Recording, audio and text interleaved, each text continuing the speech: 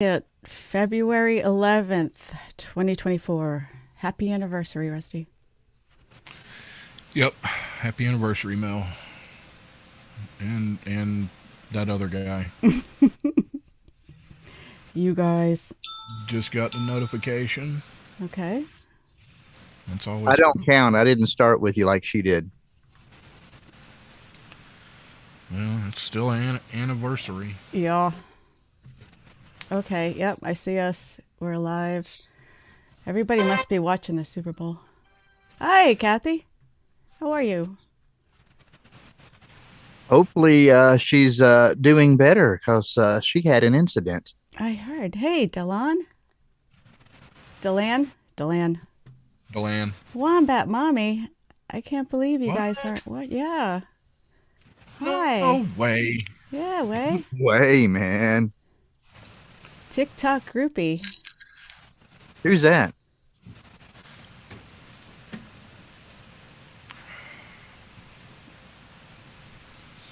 I don't know. Cheers.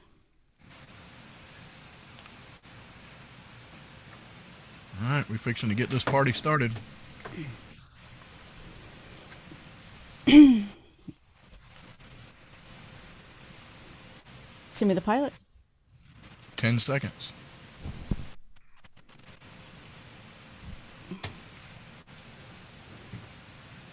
Work, Kirk. What's up, folks? Welcome to another edition of OffTrack Syndicate.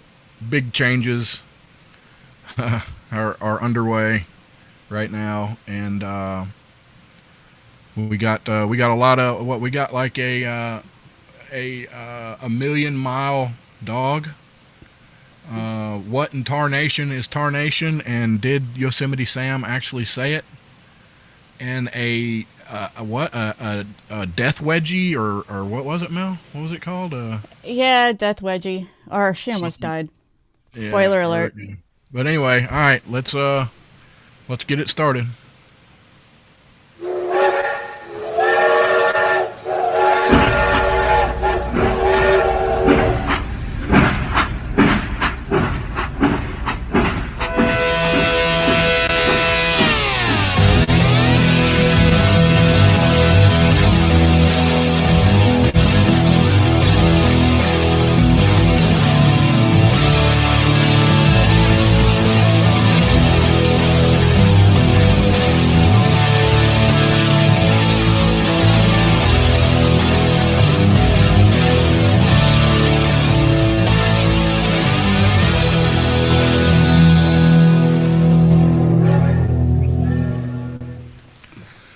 So, as y'all can see, we're down a member. Chris has decided to move on. Well, I guess a lot of people didn't hang around for the last 2 or 3 minutes that Of off track.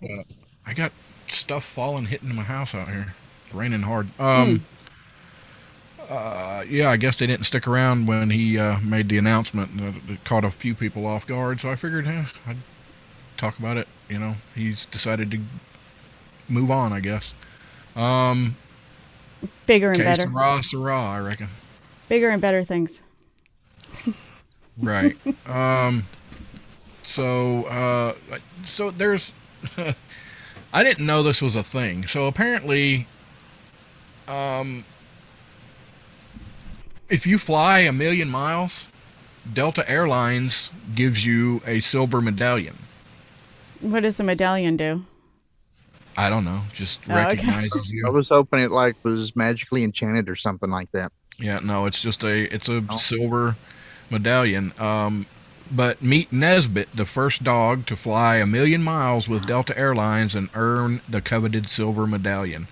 This dog's a pilot. As the guide dog for renowned innovator George Kirscher, he would curl up under the seat, aiding in safe travels around the world. So, yeah, he though the dog did pass here recently, so he couldn't become a 2 million miler, but which is a gold medallion. So And if you get, so is that different than the Mile High Club? completely different from the Oh, mile okay. high club. was There's other waiting. things you get, Okay. like chlamydia Oh, and wow. stuff. Well, I mean, You get the hopefully, itchy scratchies. as often as that dog got to fly, hopefully the pilot got a good tip. Right, right. Yeah. Yeah. So I guess this guy that Kersher, he was he was he started technology. Let me see, where'd it go? Dang it! Uh, Crap, I lost my spot. Oh. Over Anyway, there. he did technology for blind people, sight impaired, Mm-hmm. to read read the screens and do all that. I guess he was instrumental in doing all that. So Oh, that's whatever. really cool. Good for that doggy. What didn't Yeah. they? Wasn't there some controversy? I can't remember which airline it was, but it was like free airline miles for life he won, and then they never did that promo again because he actually took advantage of it. Do you remember that? I can't remember. Like because No. he was just flying everywhere after that. I forgot which story it was. Damn it. Oh I Oh wow. should have my been God, prepared. we wasn't going to offer it if you thought you were actually going to use it. I'm Yeah. sorry. Mm-hmm. That's crazy. Why do Good point, Timmy the pilot. Why do people fly so low? Something wrong. Yeah. Yeah, Wombat Mommy, not with the dog. The dog was the one earning the million miles. Oh my goodness. Um. It would have been a What? totally different story if it was a cat. Right. A Frenchman spent 8 long years meticulously building a 23-foot tall Eiffel Tower using Oh, 700,000 matchsticks. Oh, but I but thought you were gonna say Legos. but there's a problem. What? He was no well, it says in the story this was supposed to be for some kind of record, wasn't it? Right. Only to be outright rejected by Guinness Book of World Records due to an unconventional reason. And that, and basically what it comes down to is he bought he bought the matchsticks without the Tip? fire, yeah, without the tip on there, so he didn't have to scrape them all off. And they said, nope, you had to scrape them all off for it to be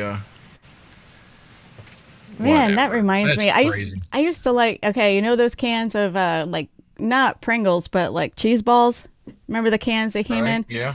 I Yep. used to love the potato sticks that came in those. That's what matchsticks remind. They weren't Yep. called matchsticks, but potato Yeah. sticks. Oh, those are so good. I don't even know if they make Oh them. yeah. Oh yeah. What do you got, Mel? Oh, Anything? I got am I the asshole or an ethicist question. Which one do you want? Uh, the asshole question. Okay, let me bring it up. Okay, this asshole is family. I try to stay away from relationship ones as far as boyfriend and girlfriend or husband and wife because it's always comes down to we need more information. Yeah. So this one was pretty long. It was a lengthy article, so hopefully I summarized this correctly for you. Okay, am I the asshole for not going to see my mom? The backstory is my sister and I have been at each other's throats for a long time. My sister is mean. It may be undiagnosed bipolar or whatever. I moved away 10 years ago to pursue my career. I was home. The last time I went home, I went to see my father and asked my mom to come over or at least meet, and she said no. I later found out she said no because she knew it would piss off my sister. So next time I go home, am I the asshole for not going to see my mom? For not making the effort to go see my mom because she wouldn't go see me because it was going to piss off my sister. Oh wow. Um, And it's kind of weird because it kind of goes into I don't know. Turnabout's fair play, isn't it? I mean, I don't think she'd be the asshole, but then again, you don't necessarily have to do the wrong thing to be the asshole. You can do something wrong or something, I guess in this case, understandable and not be the asshole. But yeah, I think that's one of the things. Does anybody have sibling rivalry? I guess because I know it happened. I think parents create the sibling rivalry usually by doing those moves because it says here if she was bipolar or had any of those, then she probably has an explosive personality, and the mother wants to keep the peace. Yeah, just like a comedian said, parents don't want fairness or justice. They want peace. Yeah, that's true. Yeah, well, like Kirk said, no, if mom's a jerk playing games, then not the Yeah, asshole. I would. yeah, I mean, you don't have to play along. Mm-hmm. Oh yeah, and Holly's in the room, so happy birthday! Yes, Very happy happy birthday, birthday. Miss Holly. Today's the actual day. Oh, was it? Today, yeah, February Okay. 11th. Yeah. Absolutely. I'm so slutly. What? Don't talk about Holly Wait, like that. what? What about this wedgie story that you keep talking about? It sounds painful. Right? Yeah, I don't know. Don't you have it? Not handy. Oh, I should have. I thought you had it. I read it. Ah, crap. Why does my thing keep saying it's disconnected? That's not good. You mean no. like detachable? No, the chat, it'll keep saying it's disconnected. I don't know. Well, while you're looking for that, let me do that ethical one real Yeah, quick. do that. The ethical question is, my mother-in-law hasn't saved for retirement. Are we on the hook? So this lady, her and her husband have saved for their retirement, but this lady grew up to where their family usually takes care of themselves and has a retirement fund, but also, in case somebody is sick or something, they still take care of their parents that way. But she's noticed her mother-in-law has not saved, has not done anything for retirement. Her husband has tried to talk to her mother about being financially stable as she gets older, and the mother-in-law, will not talk about it at all. If anything happens to my mother-in-law, are we on the hook for making sure she's taken care of?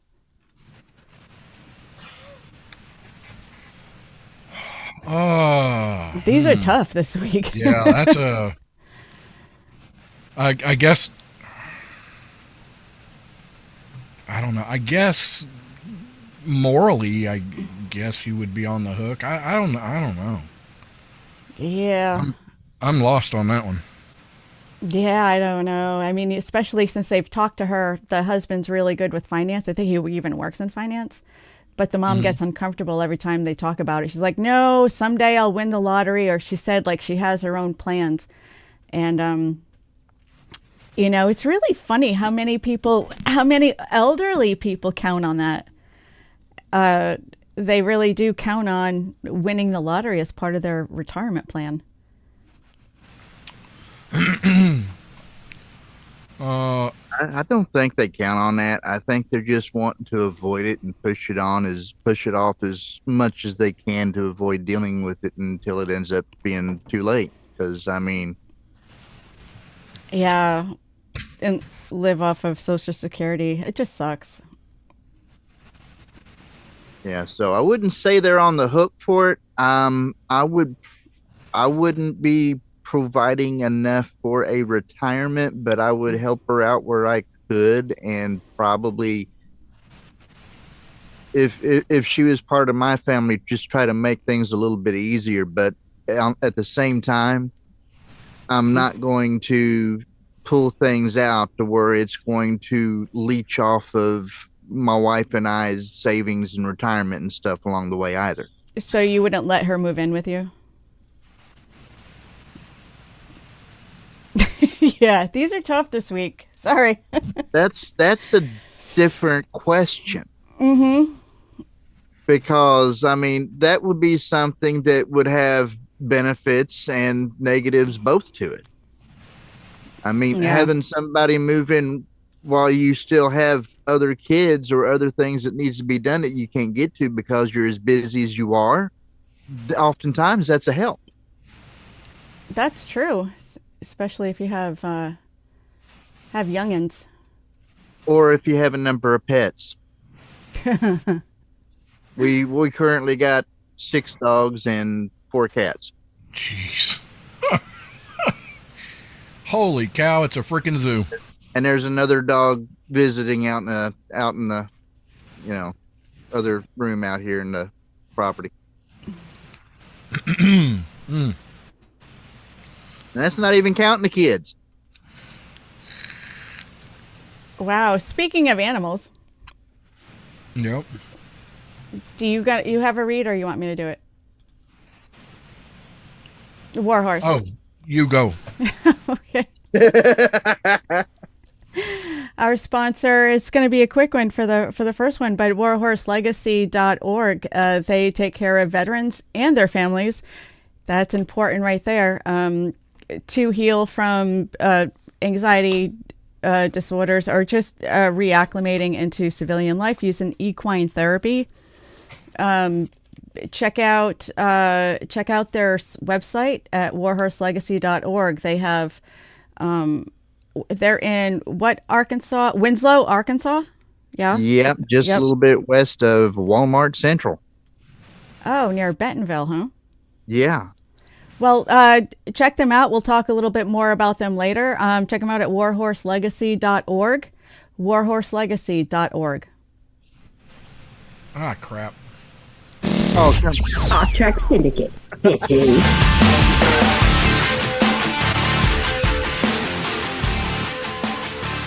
That's my favorite one.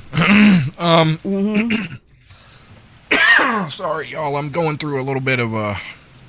There's a sickness going around. There's a bunch of people that's sick. A bunch of people. I've not had nausea issues or anything like that, but all flipping week long, I've been fighting back an earache and stuff from sinuses and a headache. This headache has not gone away since Tuesday.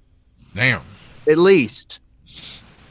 Yeah, I understand about the headaches. I had migraine with Aura the other day. It was horrible. I get it beat back enough, and I just go ahead and might as well do things because it hadn't been any better yet. So, it was rough enough there last night to where I called off on recording and everything. And I still got it now. It's just medicated enough to where it's dull right now. So, here I am. Yeah. Thank you, Delan. Yes, thank you, Delan. Delan, I think. Delan Robbins. Ah, crap. Yeah, yes. That guy. Do what he says. Hit the like button, people. Hit the like button. It helps. I don't know.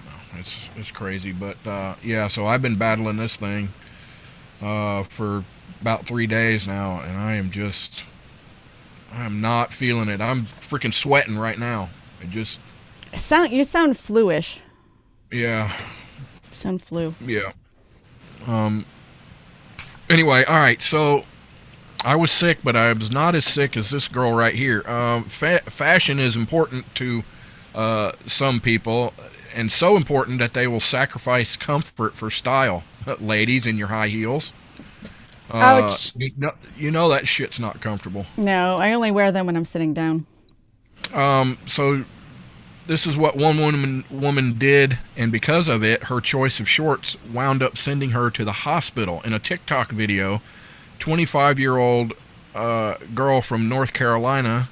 Listen to this, you guys, you girls and guys that wear the shorties, the shorty how shorts. She wore tight jean shorts on a full day-long date with a guy she recently met. She reveals that she had a, quote, wedgie for 8 hours, but she didn't think much of it until the next day when she woke up with a really sore butt. She wrote it off, but it didn't go away. And as the days went on, she felt more and more sick, eventually going to a doctor. Her physician gave her antibiotics for a possible skin infection on her rear. Unfortunately, the medicine didn't help her, and the next day she felt so bad she couldn't even walk due to a stabbing pain in her rear. Yeah. Yeah. It hurt so much she went to the ER, where she was immediately admitted into ICU with what doctors diagnosed as a bacterial skin infection called cellulitis, which had led to life-threatening septic shock. During her week in the ICU, she was told she might need the infected part of her butt cut off. But thankfully it didn't come to that, though she did have to show her rear end to a bunch of doctors. So if they cut it off, who's getting that piece of ass? Damn it. Sorry. In a follow-up video, she explained that part of her issue was that she wore boy short underwear, which kept bunching up beneath her jean shorts. I do too. And confessed in the comments that she picked many wedgies during her date. Turns out those wedgies were what caused her to chafe, and likely she got a small cut from the chafing. Bacteria then got into the cut, which gave her cellulitis and sepsis. But so she could have avoided the whole thing if she just go commando. Exactly. I don't know. I mean, I don't know.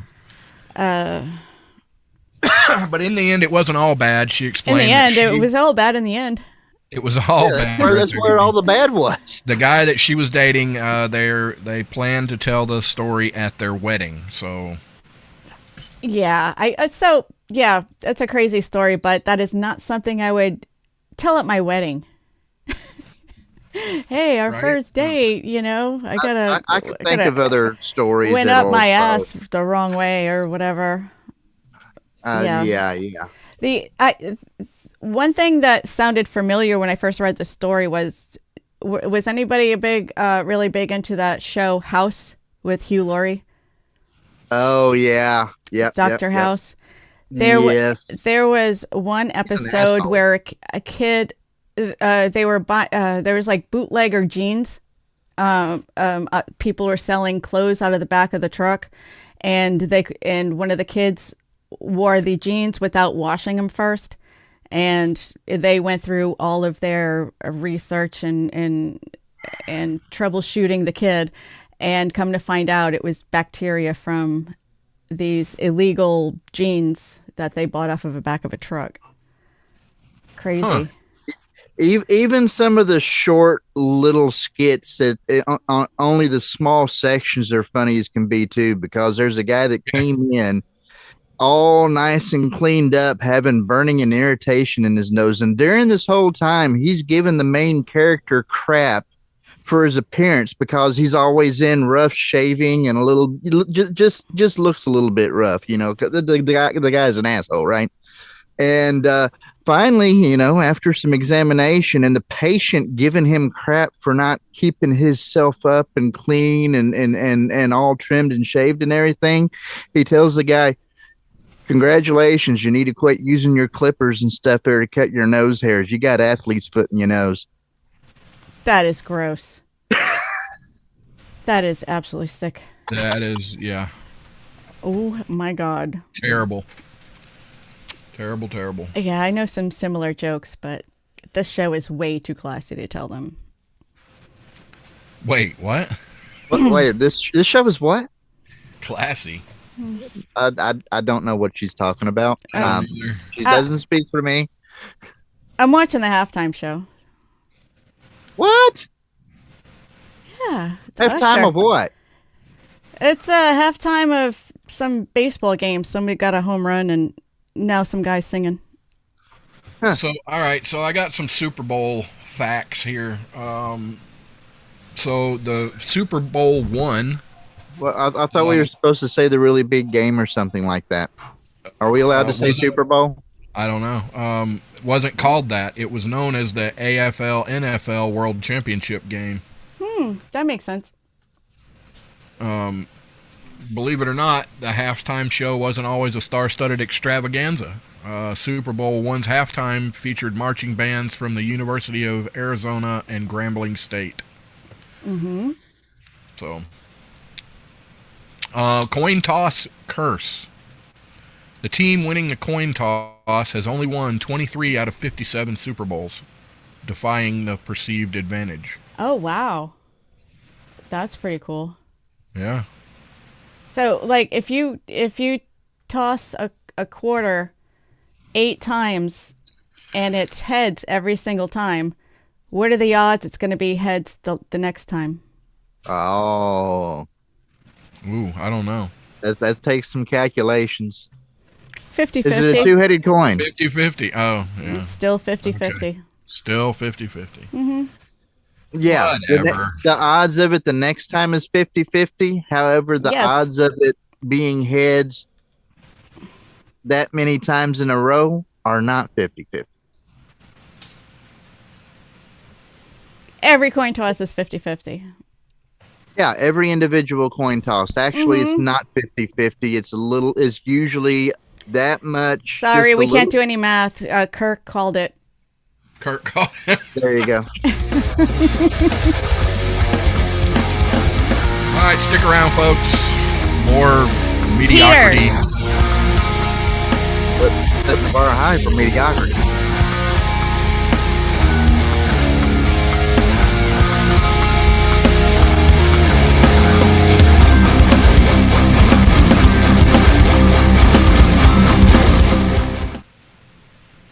What?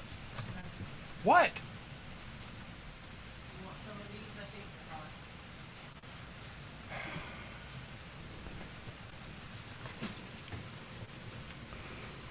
I know, Diane, but I wasn't going to get too technical. Be right back. What? What Cheers. happened? Nothing. What did I miss? You got it, Gilly.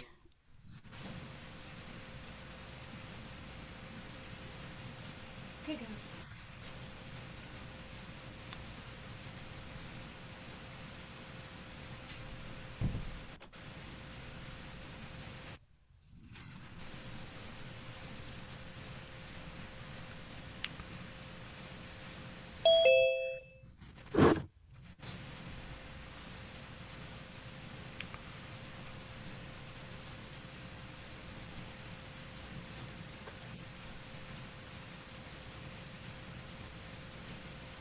And got his new book as the background. Yeah, man. Heck yeah.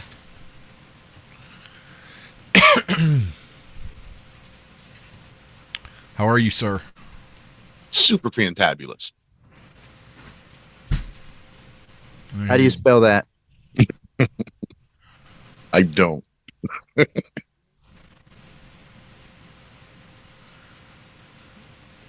Can I do what? Rusty, can you So do just your write it as a imitation sound. of Ray Charles or Stevie Wonder? Put your glasses on. Yeah, and whatever. Ray Charles was more of a Yeah, he was. Yeah, Oh, that means we're about ready to come back, doesn't it? yeah. 5 seconds.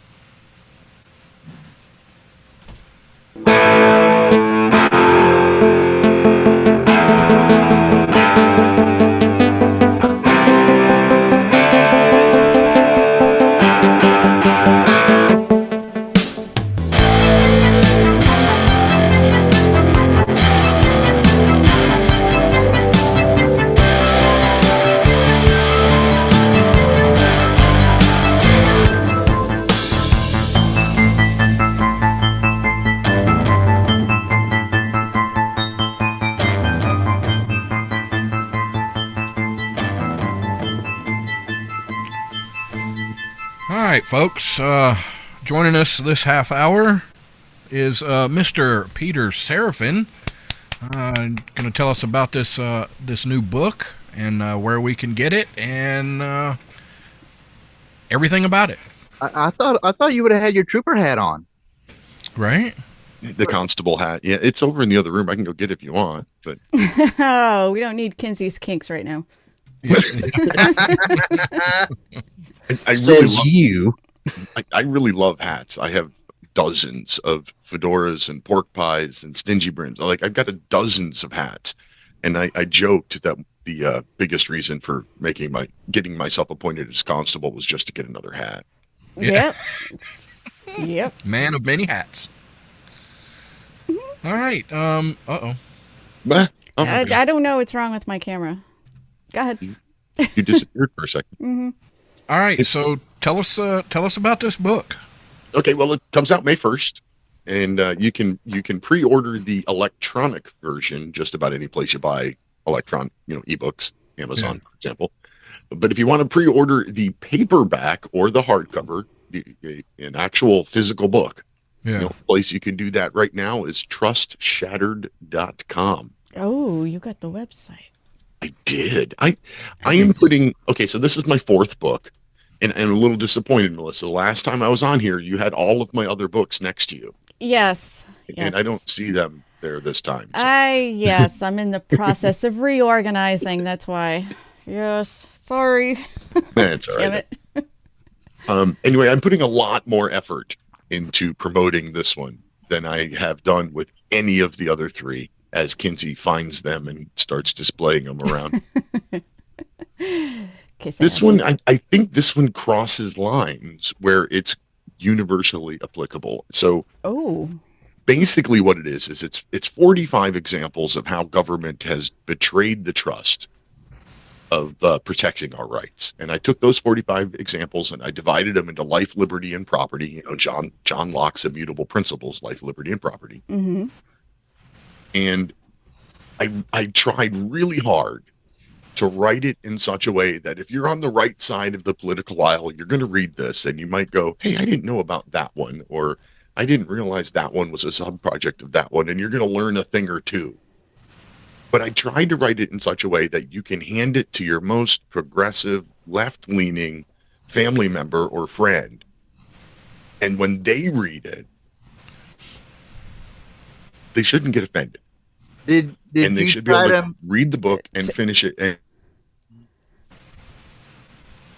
Uh-oh. He's froze.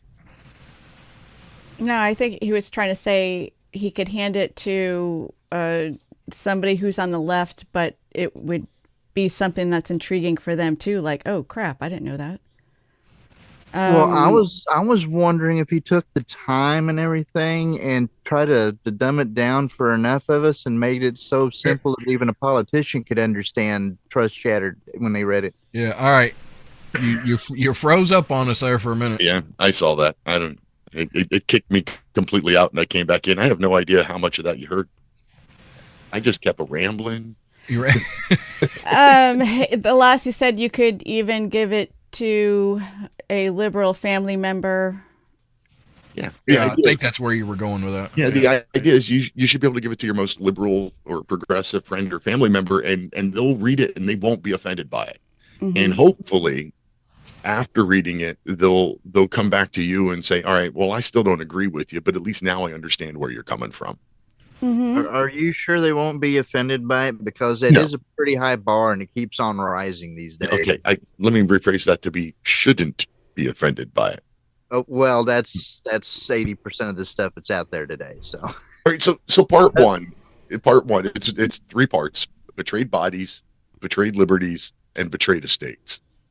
So betrayed bodies is examples of human experimentation and just things in the health and well-being category that the government's been involved with. So things like MK Ultra, Project Sunshine, the San Francisco biological experiment, Operation Sea Spray, the Tuskegee syphilis experiments, the Guatemalan syphilis experiments, the forced sterilization, FDA drug approvals and revocations, the food pyramid that was discredited, like all of these things that we gave all this trust to government in, and they destroyed it. And then,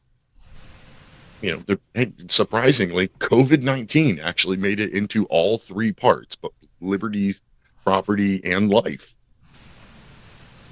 And the end of, you read part 1, and let's pretend for a minute that I'm a liberal nut job. I read part 1. Everything in it is provable fact, things that government has admitted to. There's nothing in there that anybody can call a conspiracy theory. It's a 30,000 foot view because it's all easily verifiable stuff. So I didn't go into a whole lot of detail. But you read all of those examples, you have to stop and think, now, why do I believe in universal health care?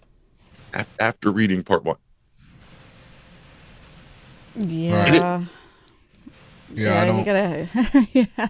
I don't believe in universal health care. Yeah, try having it. go to the VA. That's all you gotta do. I got some anecdotal stories. Yeah, I use the VA, so I completely understand. Now, I hear there are stories that some people really, and I guess it just depends on where at in the country, but I've heard some people say they really like the VA and they do everything they can for them, but it seems like the majority of them are not good. It depends.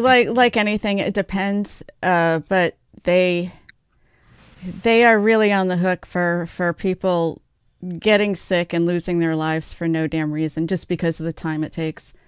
I didn't go to the VA like right before COVID happened. I had a bunch of scheduled appointments, and of course they were all wiped out because I guess they were elective. It wasn't emergency, so I didn't go to the VA for a while. And then last summer I made an appointment. I was like, I need to go see my primary care. It's been a while. And they were like, well, you haven't been here in 3 years, so you got to start your process all over again. So I just went, this was last summer. I just went the middle of last month. Well, January 15th or 10th or whatever was when I was able to get back in. Yeah, the only problem I've ever had with the VA is you need to go see a specialist. The next appointment is 6 months from now. Right. Yes. Yeah. And it pisses me off. Every time you go, if there's a different provider, you got to start from the beginning. It's like, you're a freaking doctor. Read my record before I get here. Right? What the hell? Yeah. Anyway, I'll quit my bitching. No, but they're good. Kind of. They're good. So I got a special deal going on. If you're willing to pre-order Trust Shattered at trustshattered.com. If you pre-order a physical copy, paperback or hardcover, I'll sign it, and I will include in it an indexed copy of the U.S. Constitution. Ooh. An indexed copy, as in when you come to the back of it and you go, well, let's look up, I don't know, how are new states admitted? And well, that would be Article 4, Section 3. Clause 1, and it tells you exactly where to find whatever it is that you look up. Nice. Very nice. It's a pretty cool thing. I like. I've got a few extra copies of it around, so pre-order the book and I'll send you one. That's a good deal. So they would order it at trustshattered.com? Yep. Okay, I put that in the chat a couple of times. I'm going to do it again. Oh yeah, speaking of which, is anybody surprised that for some reason Google keeps slapping up a dangerous website warning for trustshattered.com? Really? No, I use DuckDuckGo. I don't use Well, I've had people do it from several different browsers. People constantly keep emailing me or texting me saying, hey man, did you know your website is getting a dangerous website warning attached to it? Well, I mean, you know how dangerous those postal employees can be. Yeah. Oh, there's that. That's a reason why they call it going postal. Now I'm going to check. I'm going to Google right now. Not trust chat. Come on. No, do not trust chat. Shattered. You mean William Shatner?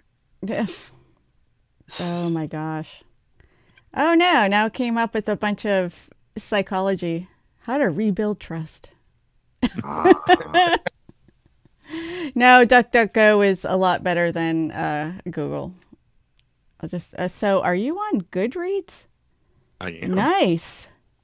I have an author profile on Goodreads and one on Excellent. Amazon. I figure after I've written 3 or 4 books, I should probably do all of those things. Yeah. I think you're That's talking excellent. to a very, very busy man because I was going to ask him what Liberty Lighthouse Classroom was. Okay, well, I am a very, very busy man, and in case you didn't know, the Liberty Lighthouse radio show is no more. Oh, I was way too busy. I was launching the Liberty Lighthouse Classroom. I was writing a weekly op-ed article for my Substack, libertylighthouse.substack.com. And I was working on my fourth book, finished the third book, immediately started the fourth book, and was still doing the 2-hour radio show. And I'm doing all of these things, and I'm like, I can't do it all. I didn't think I was doing any of them very well. So the other radio network that I was on, they rearranged their time schedules, and I kind of lost my slot. And they offered to let me stay on in a different time period, but the time period that I was in was really the only time I had available to do a live show. So I took that as a sign that that was the thing that I should let go so I could focus on the other things. So I shut down the Liberty Lighthouse radio program after just about 5 years. mm-hmm. And focusing on writing. Now, the Liberty Lighthouse Classroom that Kinsey just spoke of there, that is just what it sounds like. It's courses on the Constitution. I am a certified instructor for Institute on the Constitution. I'm a Patriot Academy Constitution coach, and I have started to put their courses together on my website, liberty-lighthouse.com, in the classroom section there. Liberty Nice. Dash Lighthouse. Liberty-lighthouse.com. You could go through and follow the links, and you can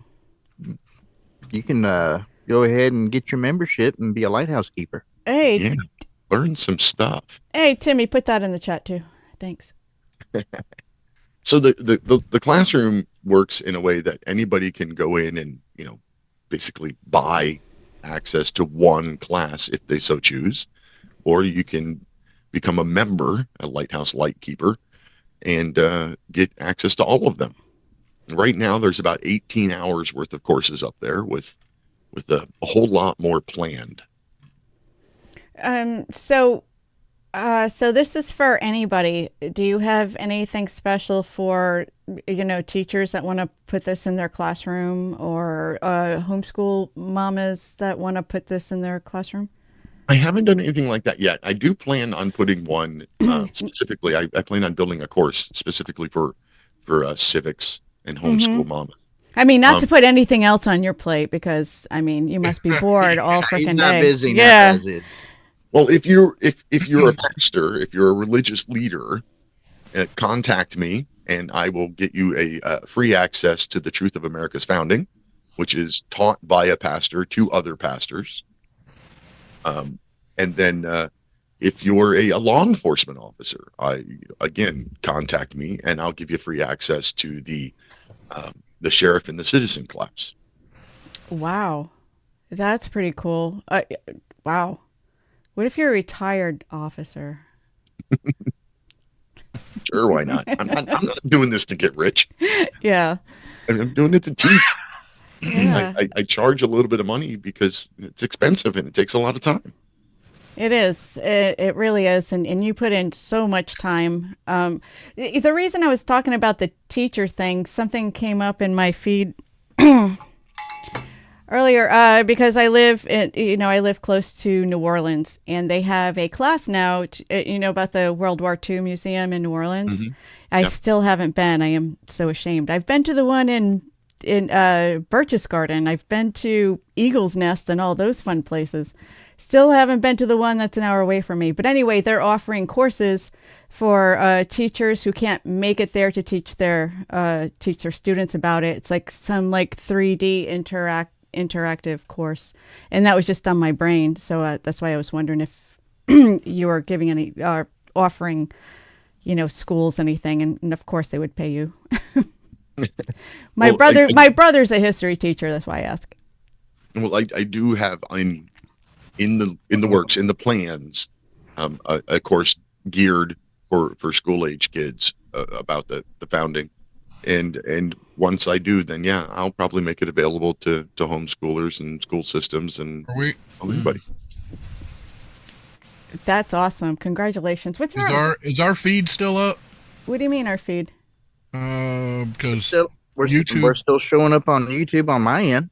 Yeah. Okay, well it must be just me then. My YouTube's You might want to If get that things are checked blowing out. around, it might be your signal. right. You don't want to Yeah, get that thing catheterized. that's right. Yeah. So, in creating like your cover and all that and the artwork, are you using any AI? I did in this one. I used AI to create the initial Capitol building picture there to get that the lighting and the reflection and everything behind it. I used an AI image generator, Yeah. and then I manually overlaid a transparent image of shattered glass on top of it and did that myself. Yeah. So the base image was AI generated. Yeah.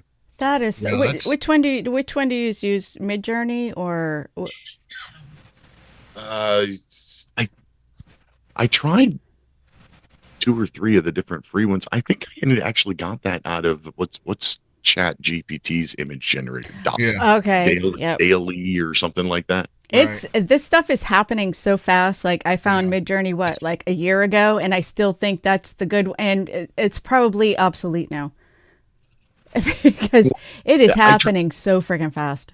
I tried a couple of them, and that wasn't the first cover that I had. And when I came up with that one, I thought, oh, that's way better than the first one. So that's the one I started. No, that is really cool. I like it. It's very creative. And it's nice, and it's that kind of stuff is cool for people like me. Like I can't draw anything. Like I can't even draw a stick figure, and but I think I do have a creative brain, and that gives it like an outlet from brain to paper without having to use my hands. I'm not terribly creative either. I need an external stimulus in order to go anywhere with something creative. So, I got the idea of looking at, a government building through broken glass to symbolize trust shattered. And then from there, I was able to work to, I want the Capitol building and I want it to be at night and kind of ominous looking. And Yeah. Yeah, I could see that, and I'm looking at yours right there behind you, and it's yeah.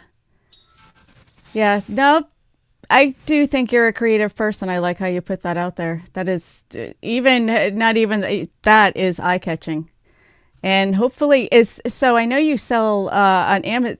I think I got your books on Amazon. I think maybe the first one. I'm not sure if I got directly from you, but mostly Amazon. But are they going to be on shelves? Because that, if somebody walks into a Barnes and Noble or anything. probably not. The problem is I'm an independent author and I self-publish. The only way to get on a bookstore shelf is to have a giant publishing company behind you. It's really the only way to get on the shelves in Barnes and Noble. Would you be able to go to like an independent bookstore, maybe if it isn't Barnes and Noble, but like an independent bookstore and do like a book signing and make it like and make a big deal of it and then have people, everything that you stand for, advertise it, then you go in for a signing and talk to people and then they could put it like on a independent bookshelf, yeah? Yeah, it can. I've reached out to a couple of independent bookstores in my area asking them about doing book signings once we launch.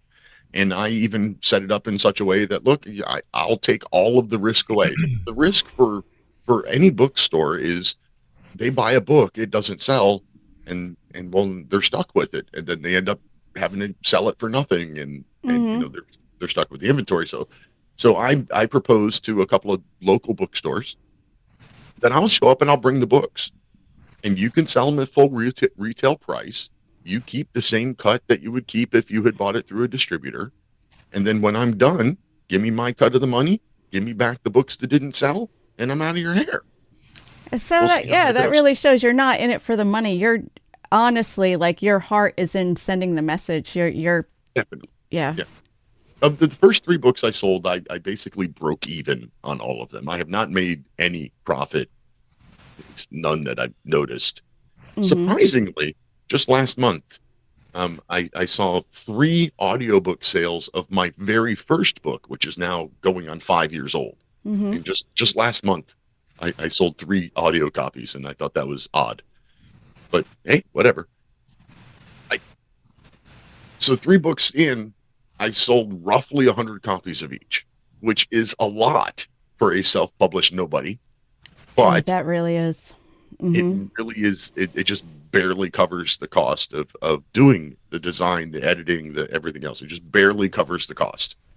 So this one, like I said, Trust Shattered is a little different in that I wrote it specifically to say, this is why I don't trust government. This is why I don't think you should trust government.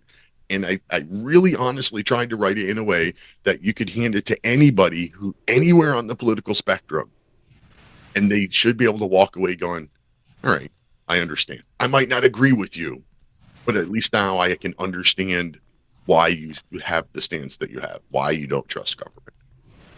I really appreciate that stance, because so many people, obviously, we're divided, we're polarized, whatever. And people are like, okay, you're a Republican, or you're a MAGA, or you voted for Joe Biden or something. And they automatically, you're done. I don't like you.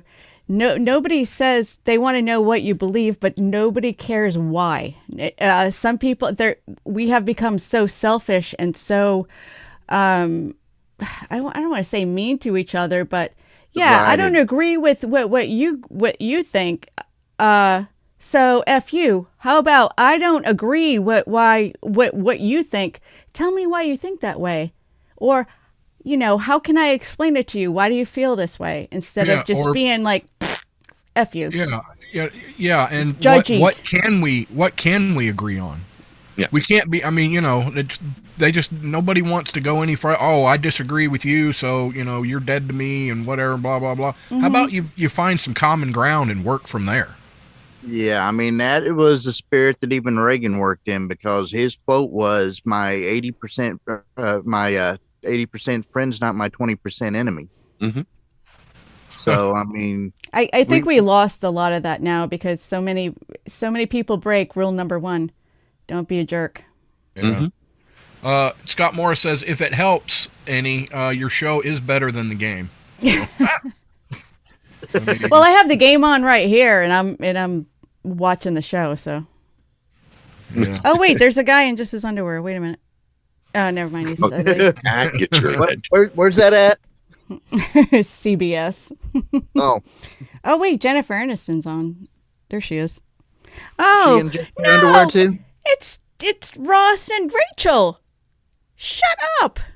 Sorry. Are you sure you're not Squirrels. watching an episode of Friends?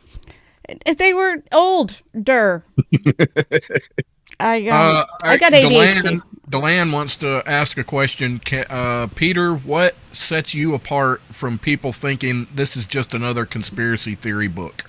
Good question. Yeah, well, I mean, he's a government employee, so you gotta. How many of those write government conspiracy books? Yeah. Well, because I really put a lot of effort into excluding any story that anybody can call a conspiracy theory. I respect that, because there are tons of conspiracies. Yes. But conspiracy theories are a whole different level, in my opinion. Everything in here is something that our government has admitted to. Usually about 20 years after the fact, after they've been caught. But it's all stuff that they've admitted to doing or have been caught doing, and then eventually went, yeah, oh, my bad. So you can't, like, I really don't know how anybody can possibly call it a conspiracy theory book. But let's go through the table of contents here real quick. So part 1, betrayed bodies, government's unauthorized human trials. It starts out with the Nuremberg Code. Oh, yeah. Probably good to know, right? Yep. Right. Then Is this in all part- the American government, or just different governments around the world? It's all American, Okay. All right. except for one that was kind of a joint expedition thing. Okay. It's all about the marijuana. So part 1, betrayed bodies, Nuremberg Code, compulsory sterilization of the early 1900s, Tuskegee syphilis studies, the Guatemalan syphilis experiments, the polio vaccine, human radiological experiments, Project SHAD, Project 112, the San Francisco biological experiments. I'm sorry, San Francisco biological warfare tests, Operation Sea Spray, Agent Orange, MK Ultra, Project Sunshine, Project Big Buzz, Plum Island Animal Disease Center, Operation White Coat, nutritional guidelines, the food pyramid, FDA revocations, and then COVID-19. So that's part one. Everything there, easily sourced. Like I said, I did a 30,000 foot view. I didn't get into a whole lot of detail. I just basically said, this is what happened, this is who did it, and this is how it affected your constitutional rights. By the way, Kirk, I just thought that it made it more credible that it was not a conspiracy theory book whenever a current government employee would be the one writing the book that is pointing out all the problems and stuff with the government there. He's throwing himself under the bus. But I gotta say, one of the it hasn't been said, but I think it should be because it hasn't been said yet. I love your glasses. Thank you. They really add something to the profile. I really like the lenses. They absolutely work for you.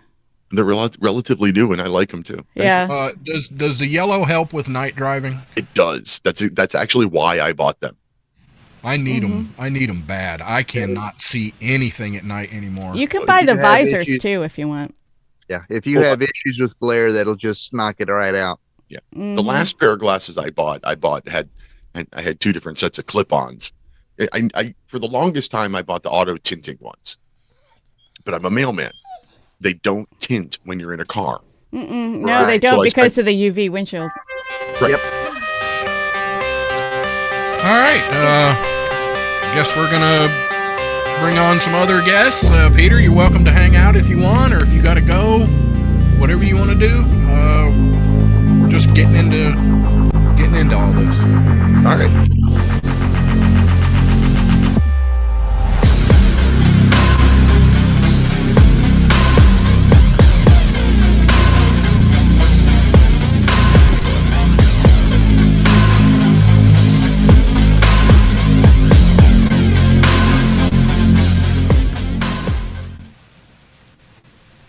By the way, Wombat Mommy, if Peter Seraphin's going to monitor the chat, he's going to need to pull up YouTube or whatever himself. Rusty is not intentionally hiding the chat from anyone. No, I'm not hiding the chat from anybody. No. I'll be back. All right. Is YouTube the chat that? Yeah, where everybody's at. Yeah.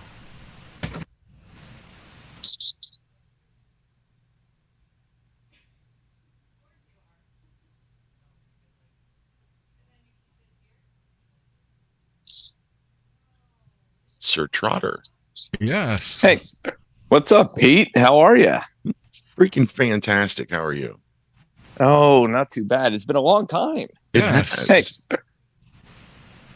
Yeah, I was thinking about you the other day. I was like, yeah, I should reach out to him, see what he's doing. Here, let's see here. So, I just pulled up the chat, so let me go here. What am I missing?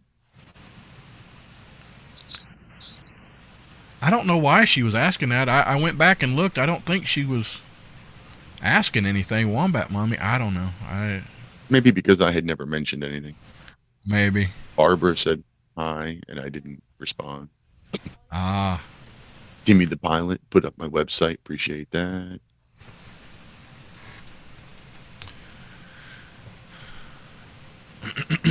Quit drinking, you're going fuzzy. Yeah. Yeah, I don't know what was going on. Mel must have had a bad connection for a little while there. We were really, really, really blurry, and it was buffering real bad. It seems to have worked itself out. Hey, Alan, did you hear you can get free stuff from Peter? I did. Yeah.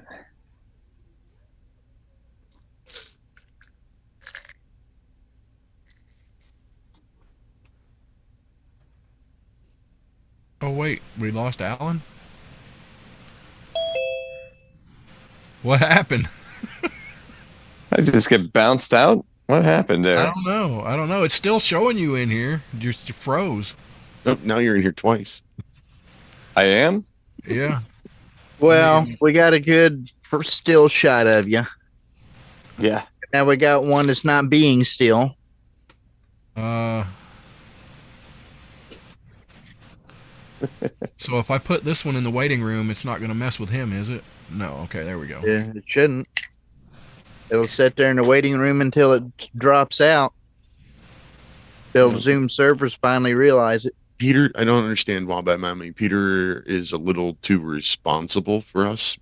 We're holding back. I don't know. That's awesome. Is she saying that because I'm wearing a blazer that they're trying to be nice to me? Oh, Deland just pre-ordered a hardcover. Awesome. Nice. We just got a man in the Lord of the Lord in here. Wait and see how nice we are to him. Who? I was gonna say Rusty's. He's got that self-proclaimed name there, so we'll keep going with it. Lord Reverend Professor. Whoa. It's not self-proclaimed. I paid for it. $25 online. I got That's right. That's right. Mm-hmm.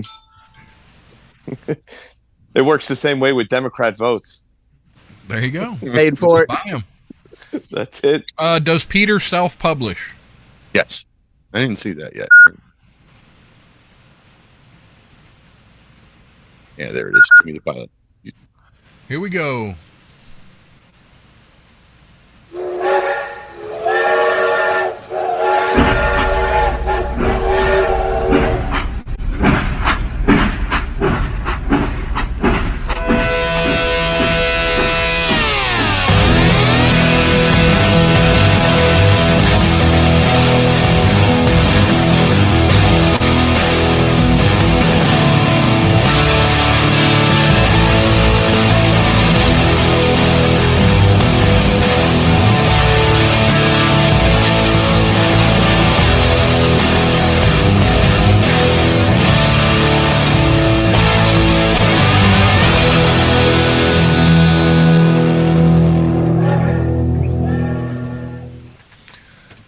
We're back. We got Mr. Alan Trotter has joined us. Peter has decided to stick around. We haven't ruined his reputation too much, I don't think, yet. Not yet.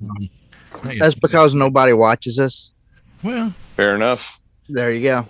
Fair enough. Look, we got, from what I can see, we got 19 watching live right now, and to be on Those many are all robots. on Super Bowl, Mm-hmm. I'm happy with that. I'm happy with that number. Sure. Hey, I'm happy that I'm here. I mean, just sitting here, I just got 2 emails that 2 different people have pre-ordered the book. So I'm nice. All right. Nice. Yep. I like that Peter's here because we're representing the great state or Commonwealth of Pennsylvania. Yay!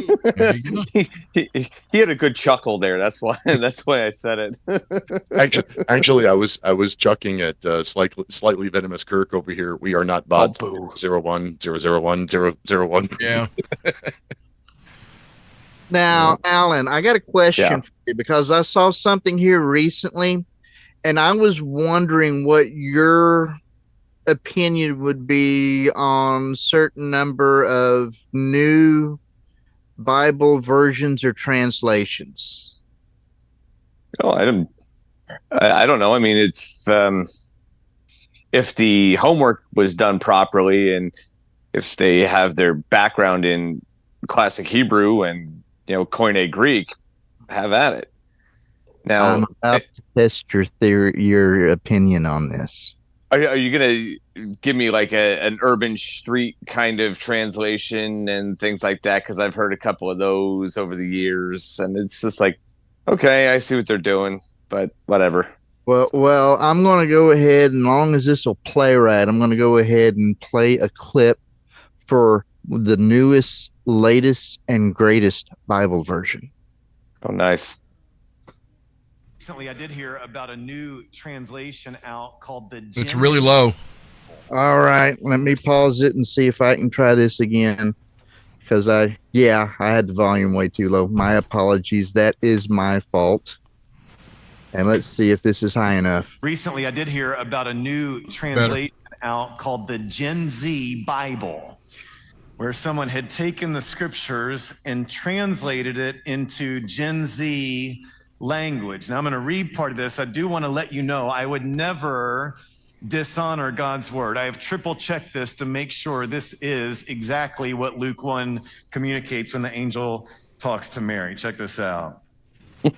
Mary was a pick-me girl for God and was simping for him in prayer. Then the angel Gabriel appeared to her and said, "Ayo, you're a real one, and the top G is feeling you." But she thought his compliment was sus and gave him the side eye. So he said, "Baby girl, chill. God sent me to tell you you've passed his vibe check. And low-key, he wants you to have the main character. You name him Jesus, and they will all say, he's him." She said, "How can this be since I promised him my body count will always be 0? Respectfully. He said, "This ain't about cuffing season, for the Holy Spirit will live rent-free in you, and your boy Jesus will be a divine bro. Besides, your cousin Elizabeth is with child, she who is already older than a boomer and whose husband is way past beekeeping age." So Mary said, "Bet." Gabriel left her on red, and she let the Holy Spirit cook. That is pretty funny. Now, to anyone that hears this and thinks that this is just funny, well, yes, it is funny, but it is also a real Bible translation. Oh, sure. Yep. You can get it. You can get the ebook for it for $30. You can go through and they have like a little free devotional where they got like a 1 or 2 verse reading and you hear somebody else go through and explain it. For that part is free, but it's for like, I don't know, 15 or 20 different readings. But yeah, it's a real thing. So if you're looking for something to freshen up your sermons, then you could, it's something for you to consider. Get the young folks into the new church, right? Fair enough. I would need the translation. I would need like a translator because I didn't understand about half of that. I mean, it was. Well, you know what it reminded me of? Can I get you something? Really low again. What the? I'm sorry, I don't understand. Cuddy say can't hang. Oh, Stuart, I speak jive. Oh, good. Yep. Just hang loose, blood. That is exactly what went through my head when I heard the readings of the Gen Z Bible. I speak jive. Yep. Yeah. It's what's funny is I don't know that it's ill-intended, but it's just ill-informed because we speak. Oh, I don't know what is it? English. So no, we speak American. Have to make up words. Well, yeah. Well, we have to show the English how to speak the language, and they use so many extra. They use so many extra vowels that don't need to be there, and it's just that's like Kinsey. Yeah, I just use a bunch of thoughts that don't need to be in there each time that I use a sentence. Well, who doesn't do that? Dude, when I used to date a guy from Scotland, and I kept asking why, and this is a question, but why do you answer? Why is every end of a sentence a question? Right, mate, right, or whatever. Like it's always they end every sentence with a question. It's like, what the hell is that? Oh, you mean like if you're Canadian, every sentence ends in A? Yeah, different, but yeah. Aluminium. Yep. Let's see. Let's throw in some more of these. Super Bowl facts. Americans consume an estimated 1.25 billion chicken wings and 7 million pizzas on Super Bowl Sunday. Oh, did anybody have pineapple pizza today? No, but I would eat some. No. I No. love pineapple pizza. Nope. Love it. Philly cheesesteak pasta was my dinner tonight. It was. There you go. No pineapple on pizza. Oh, What? No, it's awesome. Super Bowl has been played in 20 different cities across the U.S., with Los Angeles and Miami tied for hosting it the most 11 times each. Tonight's the first in Vegas. What? Aha. Tonight? Mm-hmm. There's a game tonight? Yeah. San Fran 10, Kansas City 3. yep. Let's see. Despite being one of the most successful franchises, the Green Bay Packers haven't won a Super Bowl since 1997, the longest active drought among winning teams. Well, I agree with Kirk over here. Chicken wings are just way too much work for that little tiny bit of food that you get out of. That's why I make buffalo chicken dip. I love chicken wings. What do you mean chicken wings are too much work? You just don't know how to, pinch the gristle off the ends of them and pull the bone out of the meat. That's it. Yep. My wife. It's not that much work. My wife laughs and is disgusted at the same time in the fact that they just get the two, pop, right done. It's amazing. So wing or drumstick? Oh, in that case? Drumstick. It doesn't matter. Don't matter. Don't matter. Breaded or Doesn't naked? matter. Breaded or Are we naked? still talking about chicken? Yep. Well, Yes. Wings. I like them breaded. I like them, deep fried with something on there. Yeah. deep fried, yes. Breaded, no. Yeah, hot and naked. Yep. Yeah. A lot of good things in that. I was thinking, I don't even know what we're talking about, but I'm going to say naked. Yeah. Fair enough. Super Bowl Sunday is the biggest adoption day for shelter animals in the U.S., thanks in large part to the Puppy Bowl. That's This is their great. 20th year. 20th year doing that. That's crazy, ain't it? Yep. I love that. Yep. Let's 20 see. years. Didn't they let's used to do see. something weird? Didn't they have like the Bud Bowl, like Bud Light versus Miller Light, or Bud versus No. Bud Light? It was Bud versus Bud Light. I remember that. Oh, I used to love that as a kid. The beer bottles would come out Yeah. of the football game. The Bud And Bowl. then Yeah. And then they stopped doing that, and then it was like, okay, Bud, well, you suck anyway. But it's Who it was drinks fun. full strength Budweiser anyway? I don't Oh, think I I don't ever. know. Yeah, maybe like I'd say people with Rusty's hat and Peter's beard. I was just thinking, I don't think I've had a beer. All right. I was going to say I haven't had a beer in years, but that's not true. I drink one beer every Memorial Day. I buy two. I drink one. I leave one at the bar, and I tip the bartender a whole lot of money to make sure it stays on the bar all night long. nice. Every Memorial Day. Other than that, That's awesome. I drink wine or whiskey. I just don't drink beer. Well, let's talk about some of your more favorite whiskeys. Okay. What do you what do you got? What do you like? What's the daily sipper? Not everybody drinks daily, Rusty. He sent me a picture of one time that had my name on it, and I want to know if it was any good or not. No, I got to tell you about that. That's actually good. All right. So my daily, everyday grab it bourbon is Jefferson's, but my favorite bourbon is so probably expensive. Basil Hayden.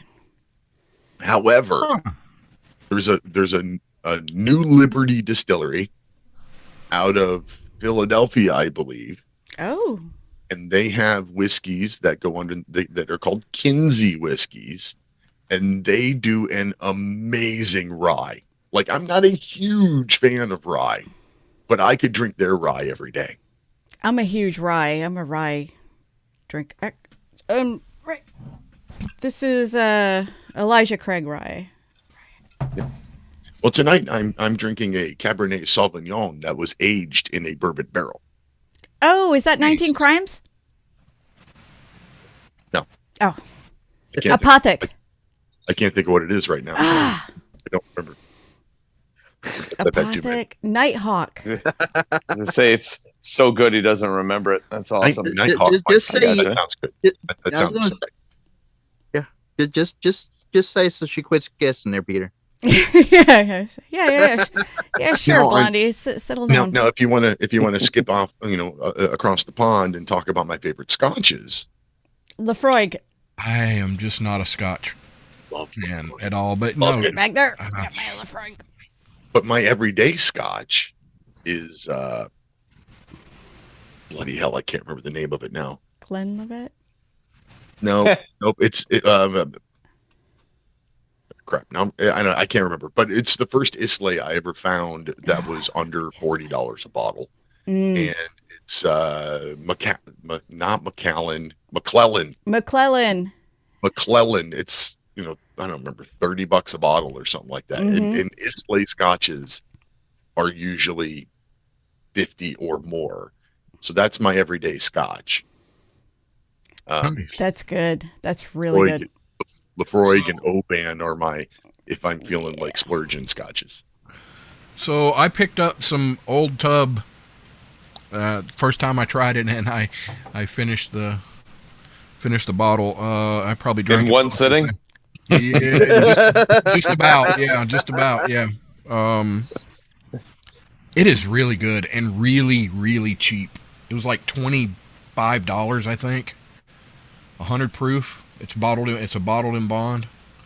Wow, it's good. I'd heard people talk about it, and I just always passed it up. I was like, you know what? I'm gonna try it. I was gonna pass out. It's good. Kirk finished in 2 hours. Yeah. Yeah, I tried the Travelers that everybody kept here because I had it on base, so I bought it, and it was very disappointing. I opened it and I liked the nose at first, and it was just so plain. It was come to find out because it's a collaboration or Chris Stapleton was into, and it just fell flat for me. And I'm still a beginner when it comes to being a snob about all of this stuff. Totally a beginner, but Travelers was a huge disappointment. I think it's a mixture of Canadian and American whiskey, but it's blended. I think it might be good for I don't want to sound sexist, but like girls or people just starting whiskey, because it's very light, maybe a good mixer or whatever, but I really did not like Travelers. So if you want the rest of the bottle, it's back there. Hey, I'll drink any whiskey. I mean, I'm not a snob. I say McClellan's my daily scotch, but I've also bought the $10 bottle of Scott's Gold. I was impressed with, as cheap as that bottle is, it doesn't rot your guts. Let's put it that way. I was told by some of my favorite bourbon people and whiskey people that don't look at the price. That doesn't necessarily mean at all that it's better. Everybody's palate is different. Like I'm a huge, I like rye. I don't like heavily weeded bourbons. I really like the rye, but there are some like Angel's Envy and what was that first one I had, Rusty? Eagle Rare. Yeah, love Eagle it. Rare. Love because they sell it on base, and it's Buffalo Trace and Eagle Rare. When they have it on base, they're both under $25. So I'm getting it. Crazy. So but my palate is definitely like I have a spicy palate, I guess. I like the dry red wine, like Peter. But I also like rye. My coffee, I drink black, no cream, no sugar. Same thing with my tea. That's just, I don't know. It's where my taste buds are. You drink your tea black? Is that what you're saying? Mm-hmm. I do. You never had black tea? Or green, whatever. Yes, I have green or whatever, but yeah. And I like Tetley better than Lipton. You can even get it in Earl Grey. Yeah. Do what, Alan? I was gonna say, see, I'm not a big wheat fan either. I like rye, but as long as it's not white bread, we're all good. Yeah. There. I had to put in the Kinsey joke, that way he didn't feel left out with his humor. Right. But no, it's funny when it comes to whiskey. like I don't usually drink anything straight. It's usually in a mix, and it's like, why would I spend top dollar for whiskey if I'm going to mix it with something else? Yeah, exactly. It's useless. So the $13 bottle of Canadian garbage is usually the case. And because I'm not around anywhere to get the military stuff for like $8, military special. Yes, I had a bottle of that, and it was like a half-gallon bottle. Yeah, that's how they. And I bought it. It was like $8, and it is the crappiest whiskey I've ever had. But man, I'll tell you what, it has such a burn to it that it cuts in any mixer you have. So you always have that really sharp whiskey flavor. So there's nothing smooth about it. And that's not why you buy an $8 bottle of whiskey. Yeah. You do so you, like Rusty, can see the room move. Yeah. but yeah, that's I would not say that I even have a palate, let alone a refined or snobbish one. It's just like, okay, that burns. It must be good. Yeah. I mean, 6 months ago, you would rarely catch me drinking, like, unless it was Jameson Black Barrel or Jameson I had a good taste for. I went to Ireland and went to the distillery years ago and really but I was always a mixer. And something changed a few months ago to where now it's neat. So I was telling Rusty this the other day. If there's like a strong rye or Sazerac is one of my favorite ryes. If you just take it and drink it, just take a sip. It's like a heavy metal concert and I'm moshing, like I'm in a mosh pit. I take a couple of drops of cold water and put it in there.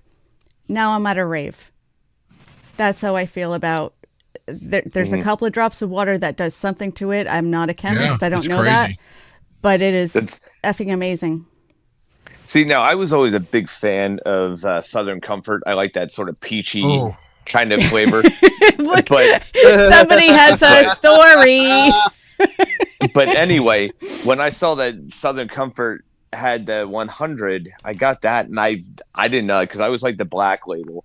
The white was it was a little too easy, and then the room started moving a little too quickly. I needed something with a little bit more bite. Well, the 100, that has a lot more bite, but for what it is, I think it's incredibly smooth for what it is. But Rusty, please tell me how many of those you threw down. The worst hangover of my life, and I can't even begin to explain to y'all how bad I was. I was hurting so bad I almost went to the emergency room. My head was hurting so bad I thought, I'm probably having a stroke.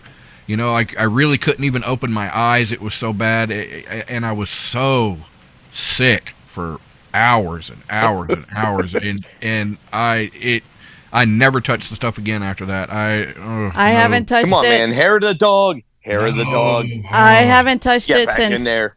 Two things. SoCo. Haven't touched SoCo since 2003, and I haven't touched Bombay Sapphire.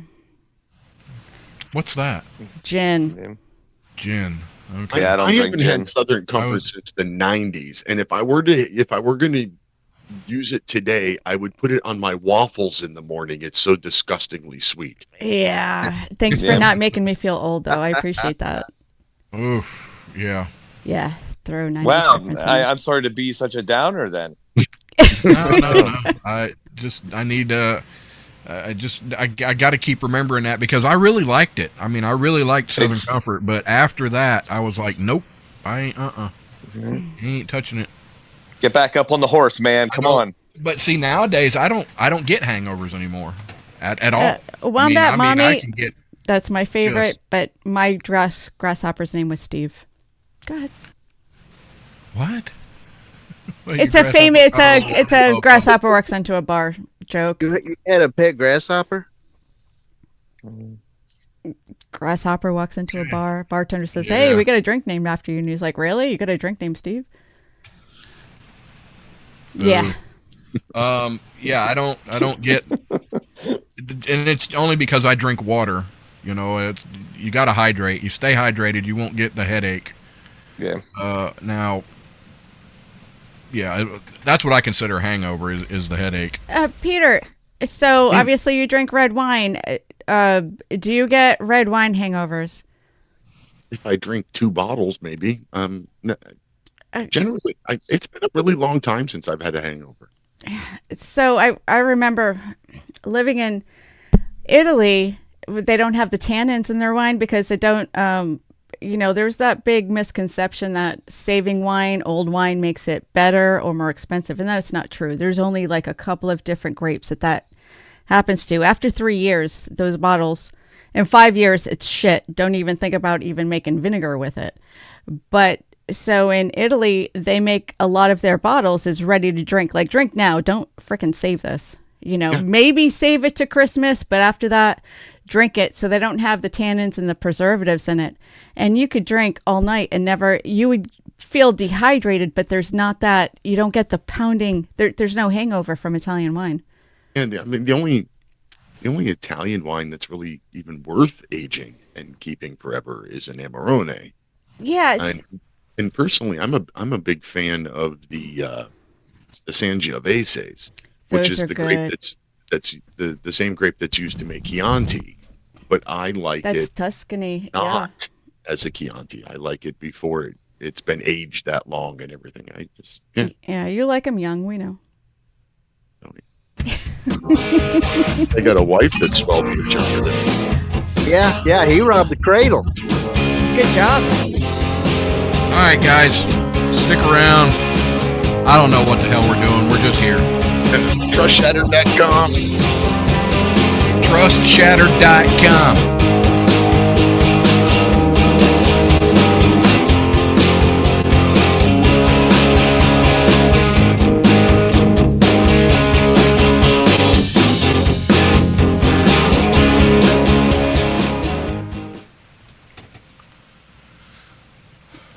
The worst hangover I Bob's ever probably had. going to try to pop in, and then also, if we're going to play a game or not, it'd be a time to do it, I guess. The Bourbon Syndicate. Yeah. Yeah. Get something the right answers on, and maybe we'll play, maybe we won't, but I'm going to go pee. Right. Talking about hangovers, the worst one I ever had was from blackberry brandy. Ooh. Yeah.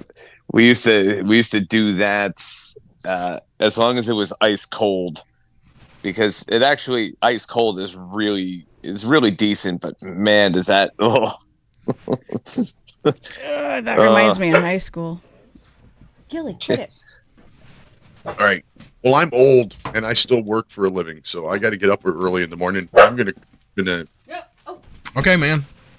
Thanks for hanging out. And hey, thanks for having me. Heck yeah. And hey, like I said, I got 2 book orders since I've been on here. That's the most successful interview I've had so far. Thank you. Heck yeah. Peace, guys. Peace out, Peace. Constable. See ya.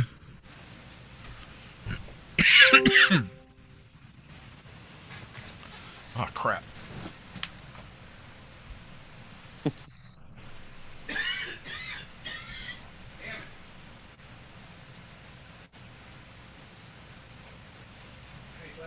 All right, so I tagged out Peter and his tag team partner replacement. Looks like the cattle are grazing just off to the side of the Tin Can Studio.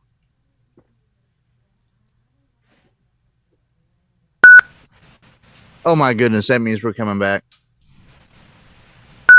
Uh-oh. Uh-oh. Hello, Wombat Mom.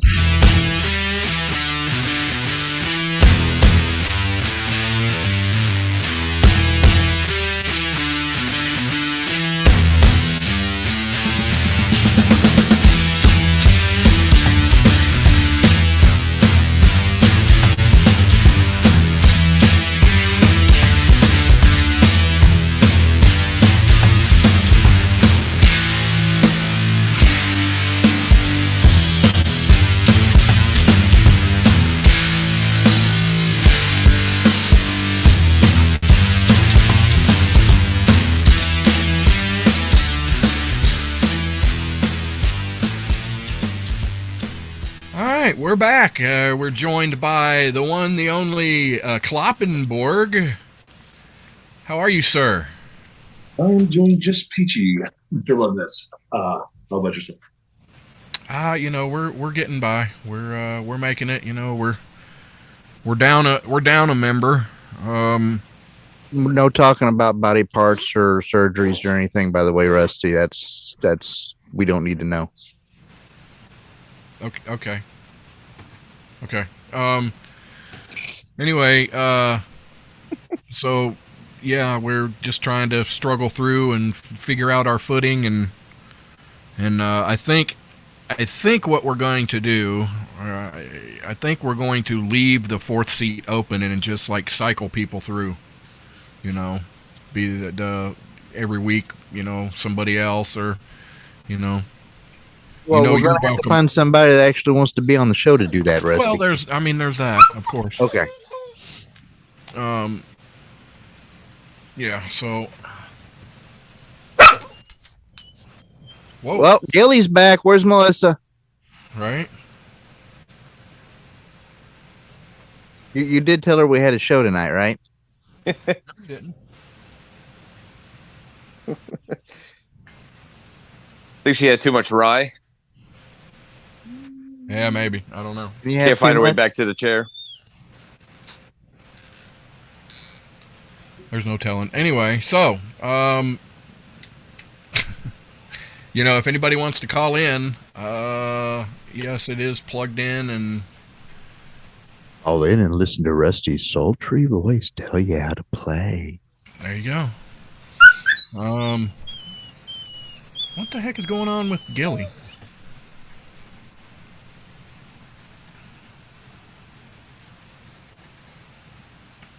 I don't know. Call her. At first drink of the night. That's a little harsh. Soko, isn't it? I told you, get back up on that horse, man. No, this is this is Old Scout. How old is it? I don't know. Old enough it needs shot. I like it. We talking about the bottle or the drinker? Yeah. I like it. So, okay. Let's see. Let's go back over here for some more. The term Super Bowl was actually trademarked by a toy company initially, forcing the NFL to pay royalties until the 1990s. I did not know that. Wow. That's cool. So the Super Bowl couldn't even use Super Bowl. Yep. Trophy evolution. The iconic Vince Lombardi trophy wasn't awarded until Super Bowl V, 1971. Before that, they used a different trophy called the AFL NFL World Championship Game Trophy, which was a lot of words and stuff. I don't know. There's Mel. Yeah, sorry. My neighbor rang my bell. Like, people don't ring bells. Yeah, she. Oop. Yeah, I get Rang your bell, huh? drama on the street, and plus she's like, "Can you please take Charlie with you?" Aw. I can't. I want to though. Why can't you? They won't let you? No, I think it's just one dog, and I have Gilly, but somebody needs to take Charlie. Oh, dang it. Maybe I wish I could take him. Maybe I can guilt Holly into it. Buy him a bus ticket? Yeah, no, if somebody he could take the Greyhound. If somebody takes Charlie, I will drive him myself to wherever. Yes. Wait a moment, Rusty. What's the call-in number again? 256-926-2390. Yeah, see, I don't have all that fancy stuff to put up and all that. Yeah, we should do auditions for fill-ins. Like, who could be an off-track fill-in? Mm-hmm. So what's the first requirement? You need to send an audition tape, 30 seconds to 1 minute. Wow. And Yeah, it sounds like your sex life. I'm sorry. I know. Right? No. I was gonna say that's like bathroom time, but either one, you go with it. Obviously, get along, have some chemistry with us. It's okay if it's not.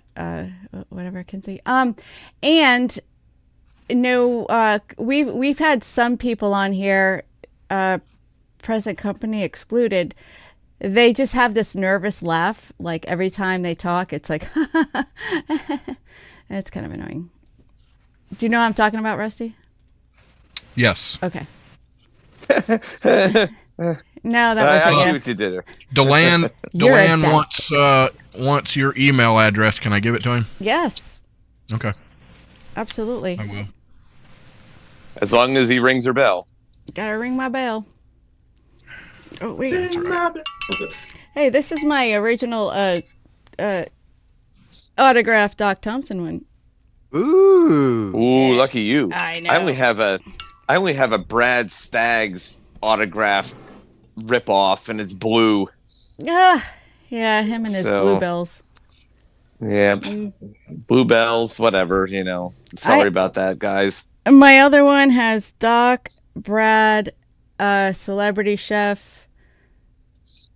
Pat, nice. Patrick Mosier, and who was the other one? Was it Ron? I don't think it was Ron. There was another guy on there. Ron or Ron Burgundy. Stay classy, OffTrack Syndicate. Stay classy, hobos. That's right. Is that what we call it? Like so many different podcasts or whatever that I'm a part of. They all have like names for their people. Like, you have the Jackals for Mojo, and there's a ADHD thing I'm a part of. She calls them brains, or science one I'm a part of. They're called rogues. We're all rogues. What are off-track people? Are they hobos or sexy mofos? That's a good question. I don't know. Yeah, name yourself. That's it. Nostrils do the show. You could have Alan's nostrils do the show. What? Oh yeah, because that's where your camera. What the? Make sure you clip them all nice and short with them toenail clippers. I am awake. Looky there. Bourbon, whiskey uncensored. Rusty is awake. Cheers. Yeah, whatever. Is this better? I know. I might. Oh, you look Now we so can see your thinning hair. He's just giving us more head, less face. Hey, everyone dreams of that. Wow. Yep, we're just kind of hanging out. What's going on, John? Clop?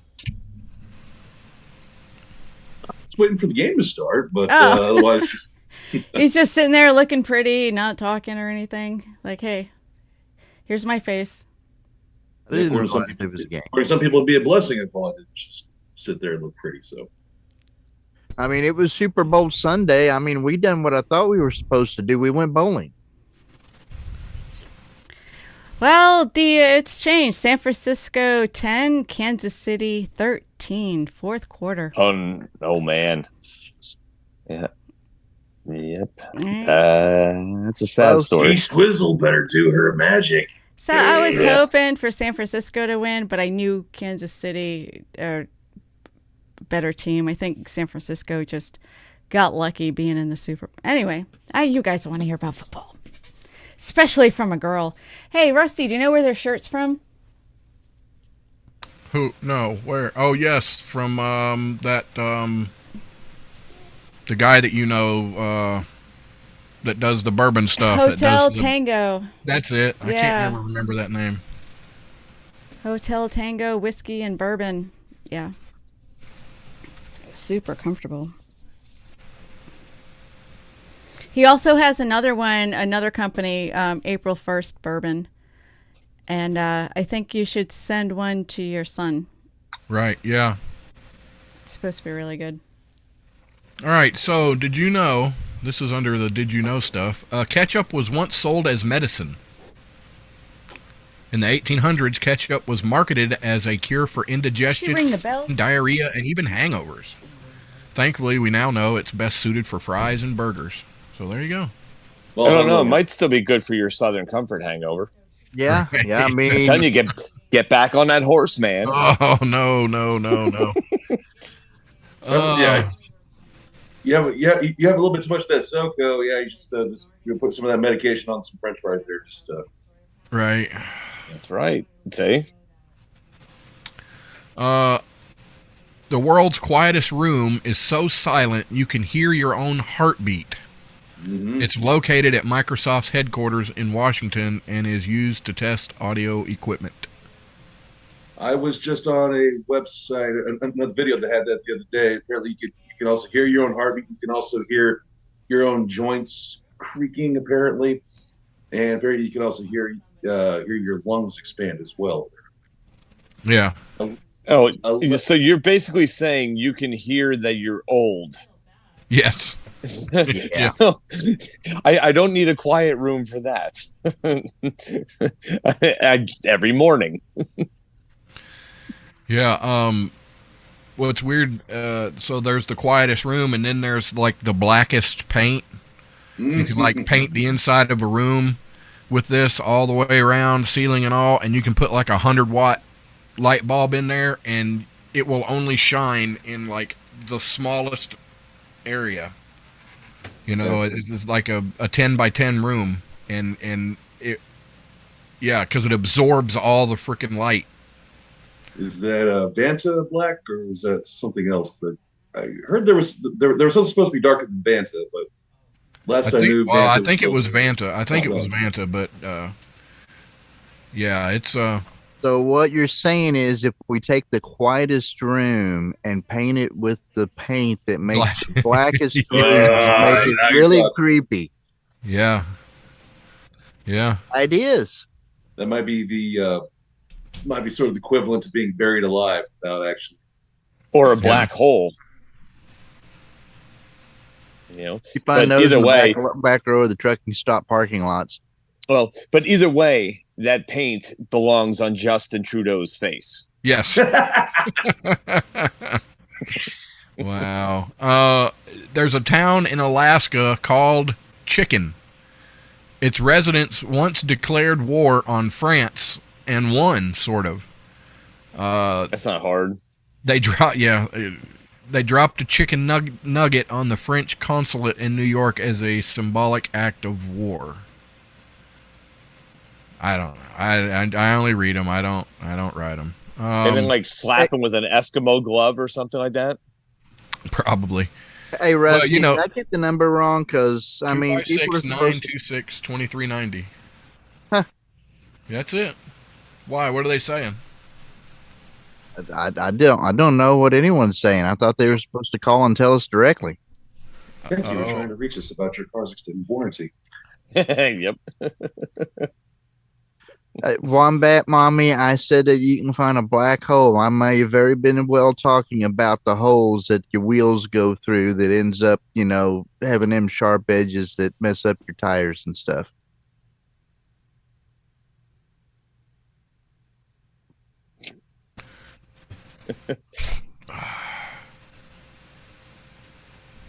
Someone ringing her bell again? Is that what's happening? Huh? What? Someone must be ringing her bell again, huh? She's been pretty quiet. I don't know. I make a comment about black holes in the back row of the parking lot of the truck stop, and she immediately thinks I'm talking about some sort of reptile.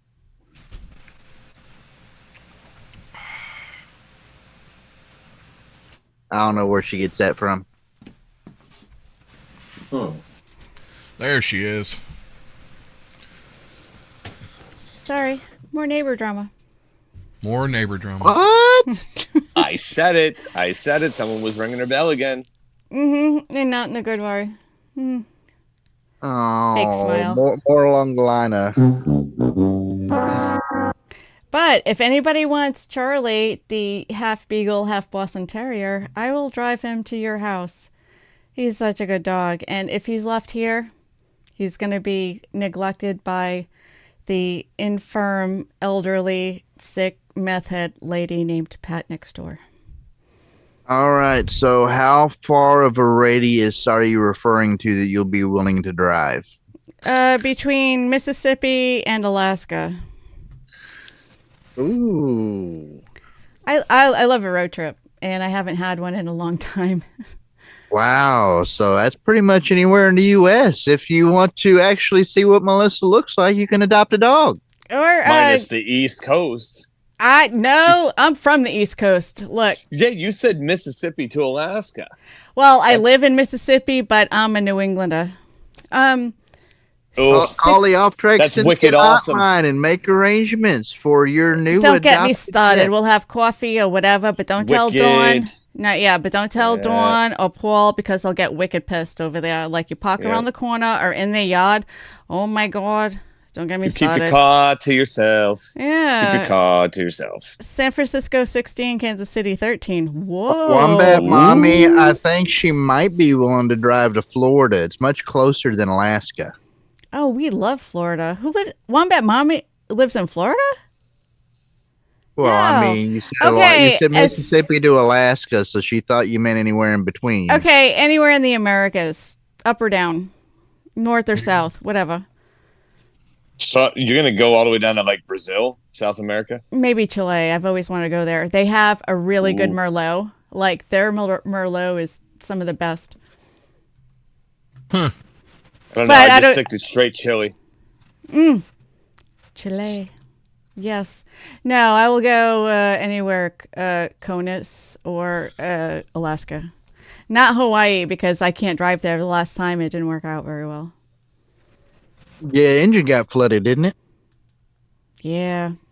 Yeah. Yep. Yeah, it wasn't an LCAC. I thought it was, but no. Timmy's methed up, I guess. You met when you were here. You met Pat, right? Oh. Rusty. Yeah, I did. Yeah. Yeah, she's. Some people you're like, you have some like really great people that do die young from cancer and whatever else, and then you have Pat. She looks like Skeletor. Oh my God! I hope she's not at my window. We could everybody say a little prayer for Mikey. His health is Mikey Hootie. Mikey Hootie. I call him Mikey. His health is not good, and pray for him all the time. Yeah. Kinsey, thank you for sending me that information. Also, he's in Indiana Mike. Yep, Indiana Mike. Yeah. Always wrong. Still 9 minutes left in the game, 16-13. Oh, well, what do they got to play the game for? They can call and adopt a dog. Well, it's kind of crazy, though, because now it's like the last quarter, and they're like leapfrogging it here. It's not like when the Patriots play. I think he was. Not without Brady, they don't play. So I know, right? Oh my gosh! Don't get me started. Yeah, it was awesome. I just love listening to how everyone was like, Bill Belichick, blah blah blah blah blah. Yep. Where is he? Bye. See you later. That's right. Without Brady, you be nothing. Brady and Gronk. Mm-hmm. I remember that game. I remember when Brady was.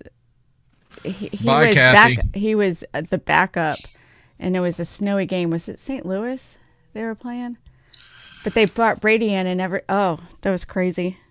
I was never a Brady fan as far as his personality or his looks or anything, but his football, his quarterback abilities were awesome. But whenever he would do an interview, I would cringe. He just sounded so dumb. Like. Just stop. Just stop. I forgot about this. Tarnation. What in Tarnation is Tarnation? Yes, and did Yosemite Sam say it?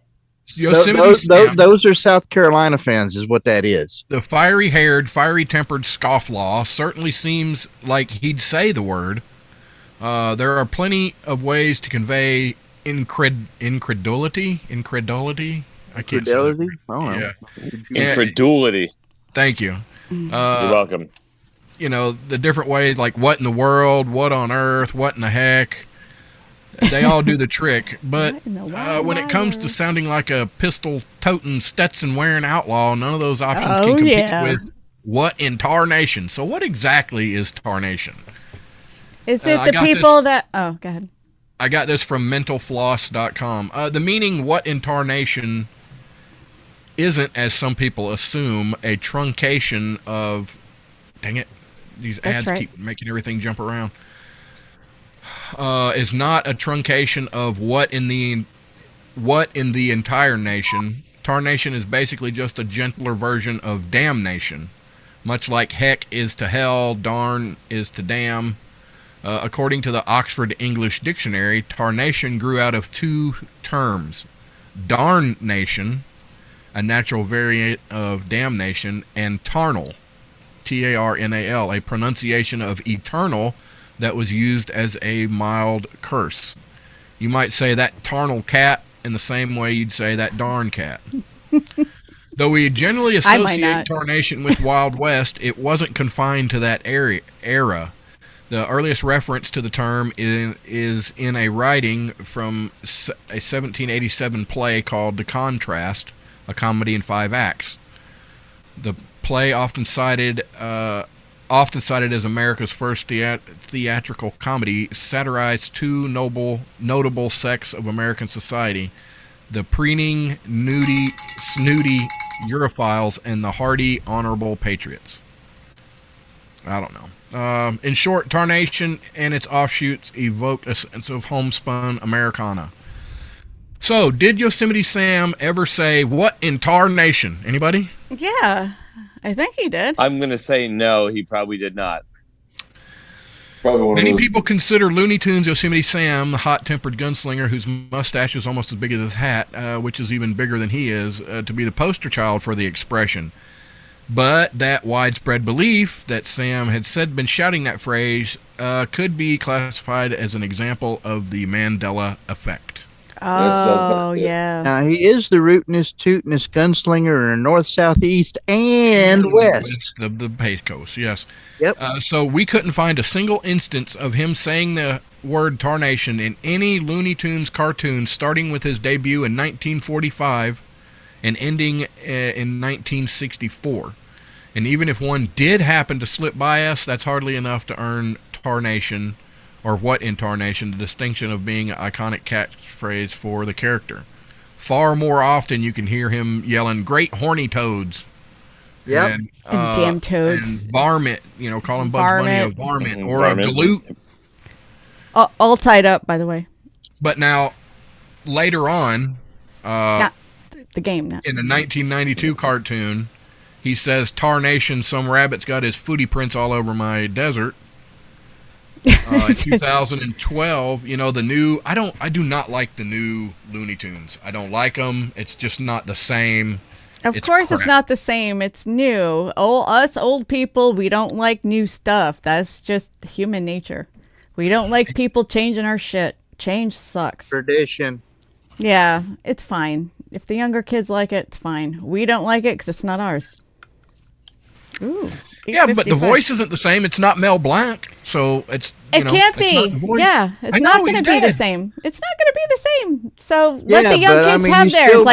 Don't poo-poo the young kids because they like it. You still try to get close, which is the reason why people like Dave Coulier and other people were able to make that much more out of their career decisions and everything, because they were able to recreate a lot of original voices. Huh? You find somebody that sounds like them. Yeah, well, or you can make it different.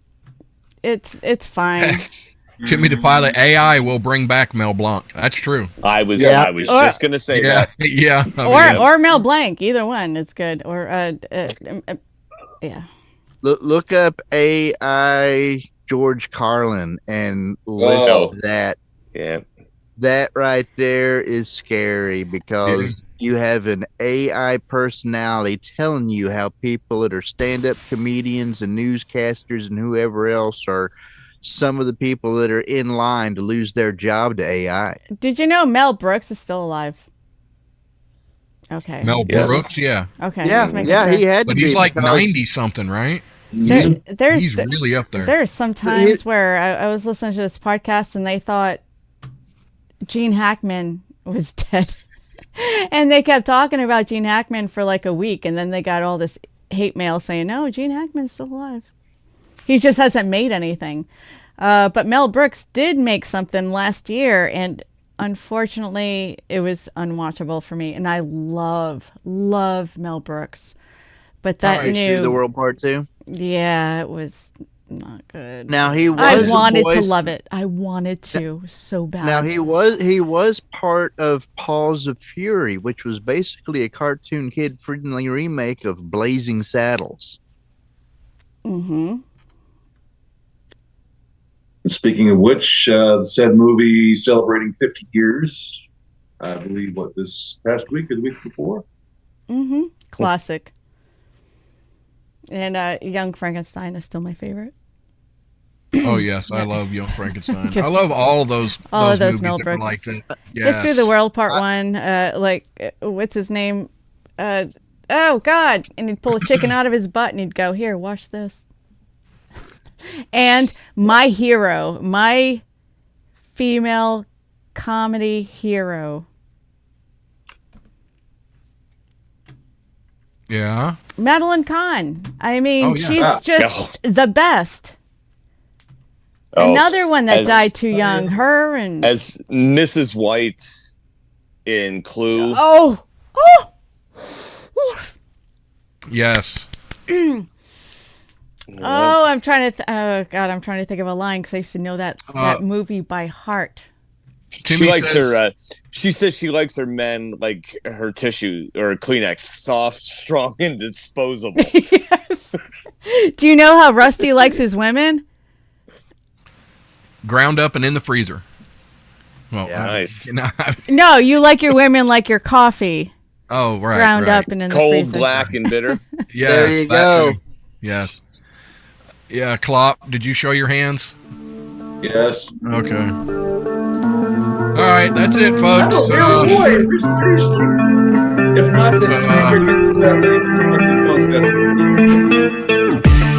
come back next week. We'll see if we know anything more, which we probably won't. Yeah, I don't know.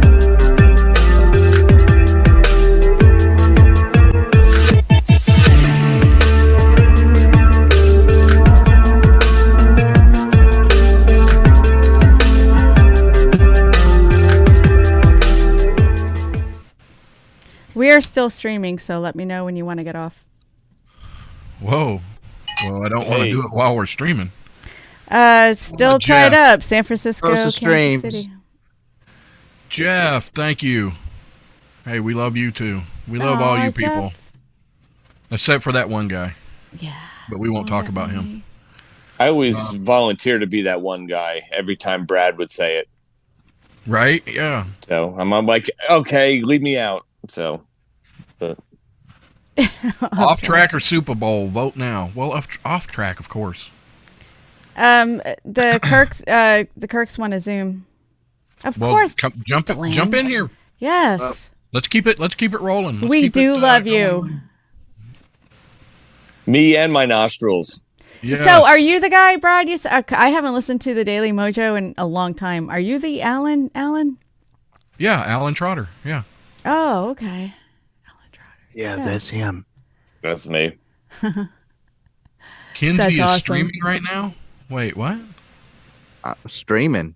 I don't know. That's what Wombat Mom. I think she's been drinking a little bit heavy tonight. I'm not streaming. I am showing the Warhorse Legacy Foundation as my picture instead of the video right now. That's good because we forgot to do them at the end of the show. Uh, Yeah, come on and join us. Are you guys? Because I'm gonna bow out because my headache is now less dull and more splitting. So, all right. Well, thank you for being you. Hey, Kinsey, I heard apologies. that Southern Comfort is good for that. Yeah. you have. I'll have to see what I can do. No. I tell you, I don't know about that, but I probably will go in there and try drinking a bottle of ketchup and see if that's good medicine to help take care of this. So, as long as it's real Heinz. You know what? You did. Actually, you did cut us off on Mojo, right, Mel? We're just streaming on YouTube and all that. I'm just asking, making sure. I don't know.